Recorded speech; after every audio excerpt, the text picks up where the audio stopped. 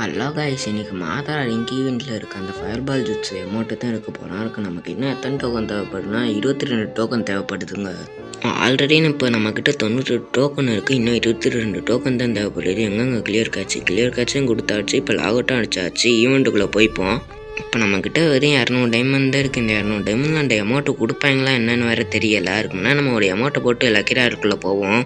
இந்த லக்கிராருக்குள்ளே வந்தாச்சு. எங்கெங்கே ஈவெண்ட்டு ஃபஸ்ட்டு பெயினுக்கு போய் ஒரு 5 ஸ்பின்னை போடுவோம்.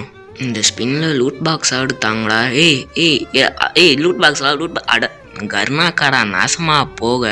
பரவாயில்ல, டோக்கனாரு கர்ணாக்காரனுங்க அள்ளி தந்துருக்கானுங்க. மொத்தமாக 9 டோக்கன் தந்துருக்காங்க. இன்னும் நமக்கு எத்தனை டோக்கன் தேவைப்படும்னா இந்த அமௌண்ட்டை எடுக்க இன்னும் 13 டோக்கன் தேவைப்படுது. சரி, மாதலால் 5 ஸ்பின்னு போடுவோன்னு போட்டால் இதில் என்னங்க ஒன்றா தராங்க. டேய், இதுக்கு பெயின் கூட பரவாயில்ல, டோக்கன் நிறையா தந்தாங்க. இப்போ நம்மக்கிட்ட 113 டோக்கன் இருக்குது. இன்னும் 7 டோக்கன் தான் தேவைப்படுது.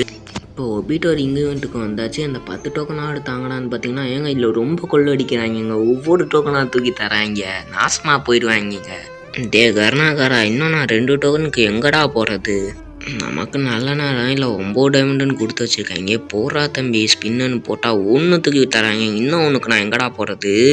அடுத்து ஏதாவது ஒரு ஈவெண்ட் இருக்கான்னு கர்ணாக்காரங்க தேட வச்சிட்டானுங்க. நல்ல வேலை நமக்குன்னு இன்னொன்று ஒரு நல்ல நேரம். 19 டைமண்டா? போரா தம்பி ஸ்பின்ன.